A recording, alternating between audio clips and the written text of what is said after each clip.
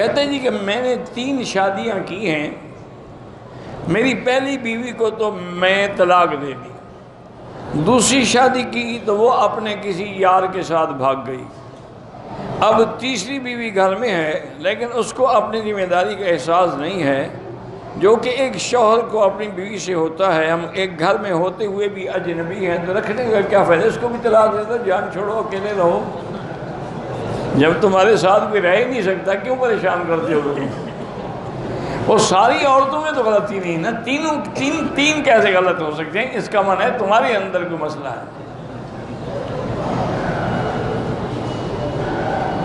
میں شادی شدہ ہوں، میری بیوی گھر میں موجود ہے، گھر میں میرے کپڑے میری والدہ دھوتی ہیں، اس سے کہو تو کہتی ہے کہ مجھے دھونا نہیں آتا، روٹی پکانے کہو تو ہاتھ جلتے ہیں، کھانا پکانا بھی نہیں آتا، تو بہرحال ایسی عورت کو بھی طلاق دے دو، کوئی پکانے والی لے آؤ، پھر یہ ٹھیک ہو جائے۔ اس کو کہو جاؤ اپنے گھر، جب تم کپڑے دھونا نہیں آتا، کھانا پکانا بھی نہیں آتا، ہاتھ جلتے ہیں، میری ماں میرے کپڑے دھوئے شادی کے بعد بھی۔